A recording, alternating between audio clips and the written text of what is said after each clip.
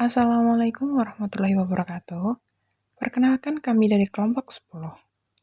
Kami akan memaparkan sedikit materi mengenai wuduh Al-Quran.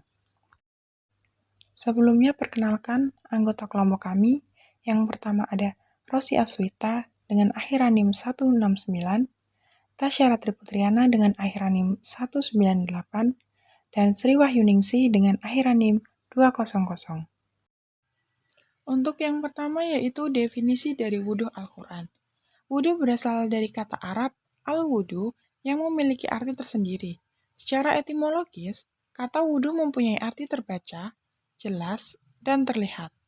Sedangkan kata Al-Quran merupakan kitab yang merupakan kalam suci Allah yang diwahyukan secara langsung kepada Rasulullah Shallallahu Alaihi Wasallam. Jadi, kita dapat menyimpulkan bahwa wudu Al-Quran merupakan versi firman Allah mudah dibaca. Firman Allah terdiri atas kalimat, huruf, kata, dan ekspresi. Perbedaan antara keterbacaan dan keterbacaan dapat merujuk pada kalimat, huruf, kata, atau ungkapan Al-Quran. Untuk lebih jelas, keterbacaan Al-Quran dapat dijelaskan lebih rinci dalam 4 kasus, yaitu Zohir, Nas, Mufasar, dan Muhkam. Zahir secara bahasa Arab ialah sesuatu nyata adanya dan bisa dilihat secara nyata. Istilah zahir lazim digunakan dalam berbagai konteks, khususnya dalam bidang agama, filsafat, dan hukum. Dalam agama, zahir mengacu pada pemahaman literal dan eksternal terhadap ajaran suatu agama, bukan pemahaman yang lebih dalam dan abstrak. Dalam konteks hukum, zahir merujuk pada suatu yang terlihat atau nyata dalam arti bahwa suatu perbuatan atau peristiwa dianggap sesuai dengan apa yang tampak di permukaan. Meskipun mungkin ada fakta atau kebenaran yang tersembunyi di baliknya. Contoh zahir.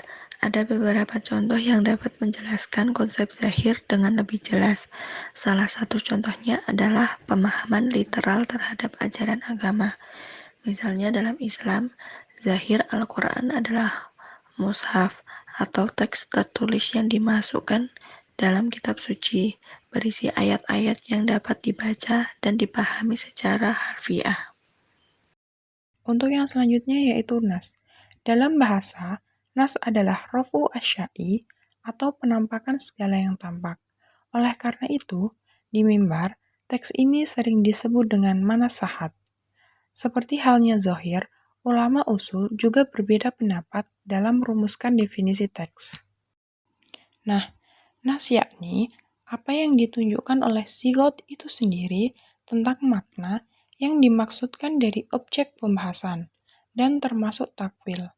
Apabila maknanya ingin cepat dipahami dari pengucapannya dan tidak terhalang oleh hal-hal lahiriah, itulah tujuan utama pembicaraan. Selanjutnya yaitu hukum nas. Hukum lafaz nas sama dengan hukum lafaz zuhir, yaitu petunjuk atau dilalahnya harus diikuti sepanjang tidak ada dalil yang mengingkari takwilan, mentahsis, atau menasaknya. Perbedaan zuhir dan nas adalah kemungkinan adanya takwil, taksis, atau nasah dalam pengucapan nas lebih banyak dibandingkan dengan zuhir.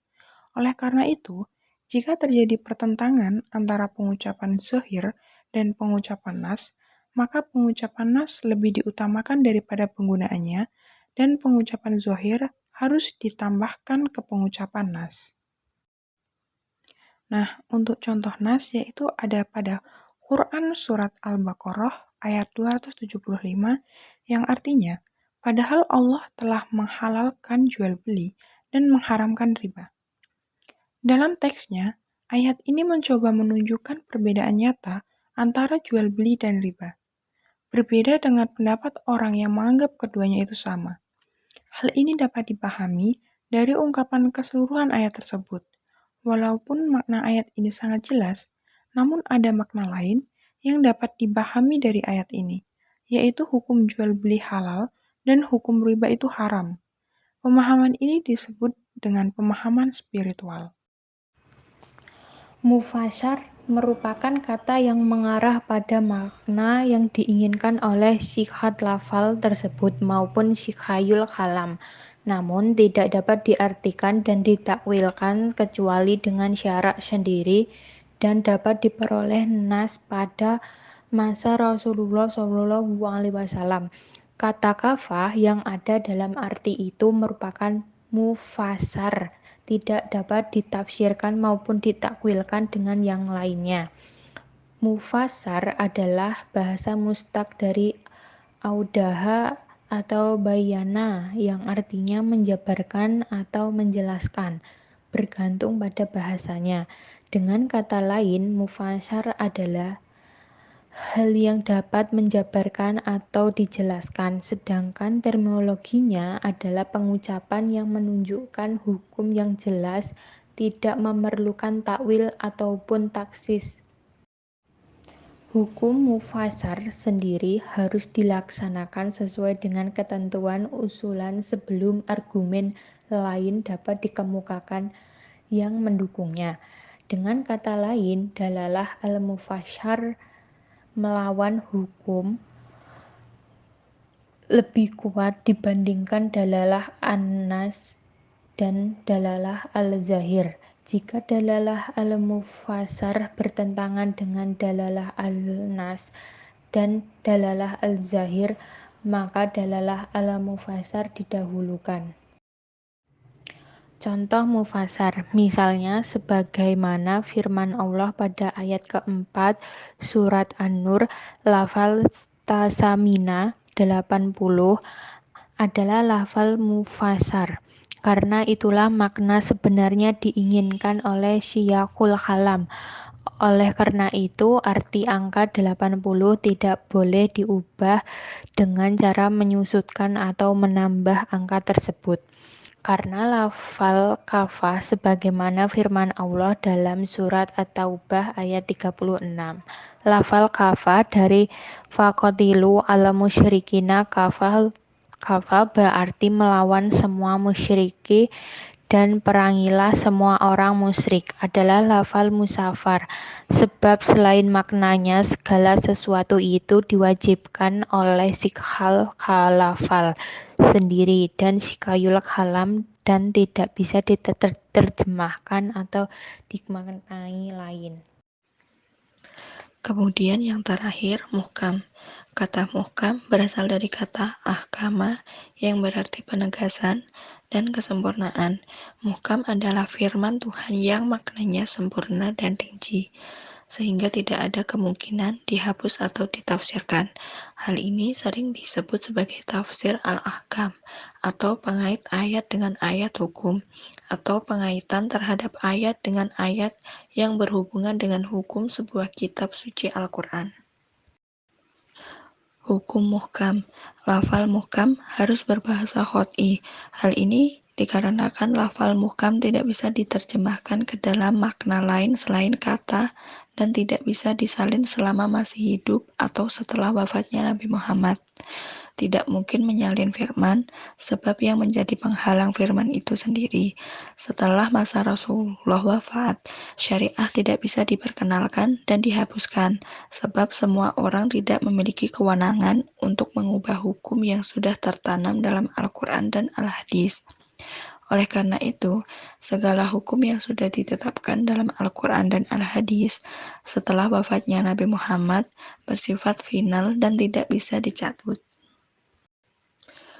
Muhkam terbagi menjadi dua, lizatihi dan lighoirihi. Lizatihi, muhkam yang tidak dapat dibatalkan karena makna yang diwakilinya. Misalnya, wajib beribadah hanya kepada Allah, berbuat baik kepada orang tua, sesuai perintah Allah dalam Quran Surat Al-Isra ayat 23. Kemudian, lighoirihi merupakan muhkam sebab disertai dengan kata yang menunjukkan bahwa keabsahannya tidak dapat dicabut selamanya. Misalnya muhkam dalam ayat keempat surat An-Nur ayat 4. Contoh dari muhkam, Misalnya, sebagaimana firman Allah pada ayat keempat surat An-Nur, lafal samania atau 80 adalah lafal mufasar. Karena itulah makna sebenarnya diinginkan oleh siyakul kalam. Oleh karena itu, arti angka 80 tidak boleh diubah dengan cara menyusutkan atau menambahkan angka tersebut. Karena itu lafal kafah sebagaimana firman Allah dalam surat At-Taubah ayat 36. Lafal kafah dari waqatilu al-musyrikin. Kafah berarti melawan semua musyrik dan perangilah semua orang musyrik adalah lafal mufasar, sebab selain maknanya, segala sesuatu itu diwajibkan oleh sigot lafal sendiri dan syakul kalam dan tidak bisa diterjemahkan atau dimaknai lain. Dari materi yang kami paparkan, maka dapat ditarik kesimpulan. Yang pertama yaitu, zohir adalah sebuah kata atau pena yang maknanya jelas bagi orang yang mendengarkannya tanpa harus menunggu khorijah, eksternal, khorinah, dan juga tanpa renungan serta maknanya bisa ditakwil. Sedangkan yang kedua yaitu nas. Nas inilah yang diutarakan oleh sigot itu sendiri mengenai maksud dari topik pembahasan dan mengandung takwil. Tempat teksnya tetap, hukumnya khot'i dan yakin, dan lebih mungkin terungkap daripada yang terlihat. Selanjutnya yaitu mufasar adalah suatu kata yang maknanya memberikan gambaran maknanya secara rinci, sehingga rinciannya tidak dapat digunakan untuk memahami bahwa kata tersebut mempunyai arti lain. Dan yang terakhir, muhkam. Muhkam adalah kata yang menunjukkan arti kata kena, dan syakul yang diinginkan kalam tetapi tidak dapat diterjemahkan, ditafsirkan, atau disalin pada saat Rasulullah masih hidup. Nah, jadi itu tadi sedikit materi yang dapat kami sampaikan. Semoga bermanfaat. Kurang lebihnya kami mohon maaf. Dan terima kasih telah menonton video kami. Wassalamualaikum warahmatullahi wabarakatuh.